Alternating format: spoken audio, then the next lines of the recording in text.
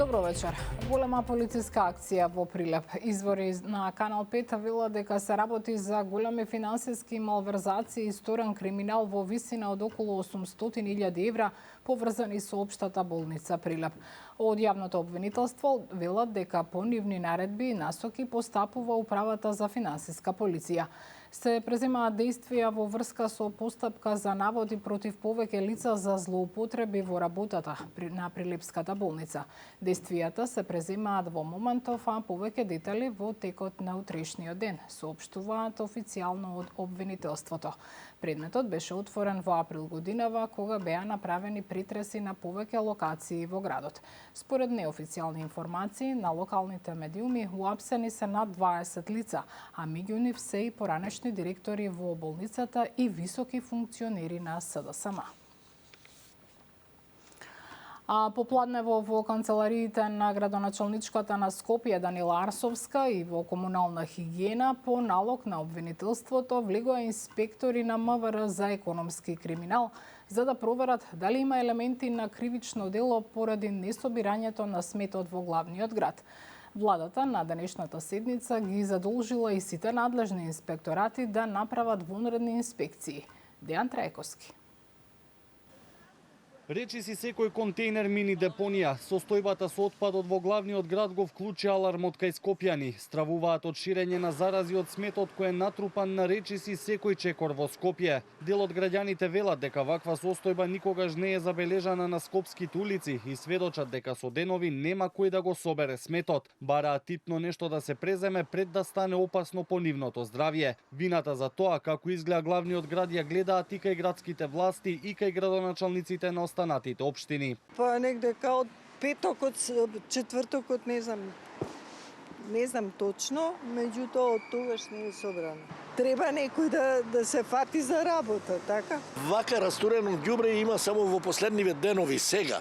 Немаше во теков на овие 4 години немаше вака како што имаше низ градов. Воопшто не се собира. Не знам што мислат и ја ги сликам од преска. Лудница. Се угушивме, смрди, жива болест. Чекаме колера. Нема врска општината собира. А ова овдека по Партизанска исто хорор. Колку време не е собрано тука ѓубрето? Па скоро има околу 10 дена, може и повише, во општината. Во општината значи криво. По денешната слика во метрополата, ЗЕЛ свика итен состанок кој ќе се одржи утре во 14 часот, откако тоа првично го побара градоначалникот на Центар Горан Герасимовски, кој посочи дека 5 дена комуналното предпријатие не го собира натрупаниот отпад во општината. Председателот на ЗЕЛС и кандидат за градоначалник на Скопје Орце Ѓоргиевски вели дека проблемот е присутен во секоја општина и најавува можни кривични пријави за директорот на комунална хигиена, а според него заднината на состојбата е политичка. Ова ги надминува сите граници, се соочуваме со огромни проблеми, а набрзо, не дај Боже, зарази. Утрово пуштив допис до управниот одбор на ЗЕЛС, се слушнав и со директорката на ЗЕЛС, побарав хитна седница на ЗЕЛС, каде што ќе се побара решение на овој проблем. Еве, и јавно ја повикувам и владата да размисли за вонредна ситуација. Имаме состанок и координација како скопски градоначалници во рамките на ЗЕЛС, со тоа што еве изминатиот период самите се снаоѓаме ние со сопствени ресурси. Не очекувам некаква реакција искрено од страна на комунална хигиена, но ќе размислиме и за тоа да поднесеме кривични пријави до директорот на комунална хигиена и до сите оние кои што се одговорни за ова. Од комунална хигиена немаат појаснување на што се должи несобирањето на сметот, но преку соопштението меѓу редови посочуваат дека не им се исплатени платите кои им доцнат 5 дена, па има и најава за протести. Премиерот Христијан Мицкоски вечерва ќе има прием кај кралот Чарлс како дел од дводневната посета на Обединетото кралство. Главната цел на посетата на Мицкоски на Лондон е утрешниот самит на Западен Балкан во рамки на Берлинскиот процес, чиј домакин годинава е британскиот премиер Кир Стармер, со кого е планирана и билатерална средба втора годинава по средбата во Тирана летото, кога беше договорено подпишувањето на стратешкиот договор меѓу двете земји. Дел од делегацијата се и вице-премиерот Александар Николовски, министерот за надворешни Тимчо Муцунски и министерката за финансии Гордана Димитриевска-Кочовска, кои денеска се сретнале со министерот за бизнис и трговија од Обединетото кралство Сер Крис Брајан, а една од темите биле инфраструктурните проекти во делот на железничкиот и патниот транспорт и здравството преку договорот за соработка на двете влади. Веќе разговаравме за развојот на брзата пруга по коридорот 10, каде што добро напредуваат работите, веќе почнуваат да се работат документите со цел почеток на работа. Ветивме дека оваа есен ќе почнеме и еве оваа есен почнуваме. По завршувањето на локалните избори, кога ќе престанат оние ограничувања од изборниот законник, ќе почнеме да работиме и на болниците во Штип, во Тетово и во Кичево и секако на други инфраструктурни проекти.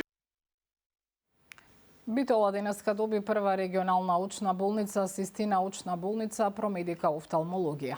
Од денеска жителите на целиот Пелагониски регион имаат пристап до врвна офталмолошка хирургија и нега блиску до својот дом.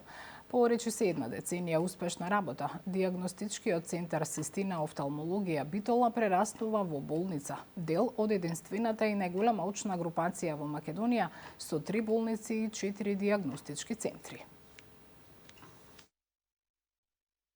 Ова е голем чекор не само за нас како установа, туку за целокупната здравствена офталмолошка грижа во регионот, а за мене, како офталмолог и домакин на овој центар, представува исклучителна чест и гордост што сум дел од овој процес. Ова е уште еден чекор во остварувањето на наша мисија што ја започнавме на почетокот, а тоа е највисоките стандарди и протоколи во лекувањето на очните заболувања, да ги донесеме тука кај нас дома во Битола, во поширокиот регион на Пелагонија, да бидеме тука за нашите пациенти, отварајќи го овој хируршки оддел.